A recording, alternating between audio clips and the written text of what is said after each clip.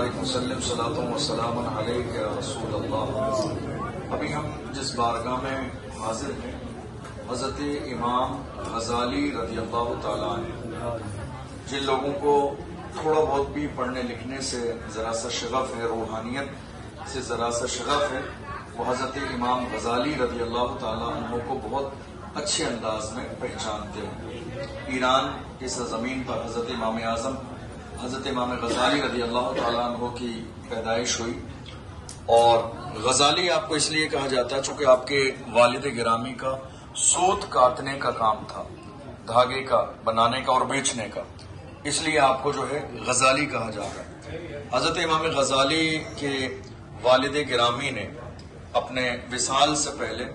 اپنے ایک دوست کو کچھ پیسے دیے اور یہ وصیت فرمائی تھی کہ میرے یہ دو شہزادے ہیں، ان کی تعلیم میں کسی بھی موقع پر آپ کمی نہ آنے دینا، چونکہ جو میں علم حاصل نہ کر سکا، میری خواہش ہے کہ میری اولاد وہ علم ضرور حاصل کرے۔ تو تھوڑے زمانے تک تو وہ جمع پہنچے، جو پیسے تھے وہ چلتے رہے، اور اس کے بعد جب ختم ہوئے تو ایک مدرسے کے اندر آپ کی جو ہے ایڈمیشن کرا دیا گیا، اس کے بعد آپ نے تعلیم کا جو آپ کا دور شروع ہوا۔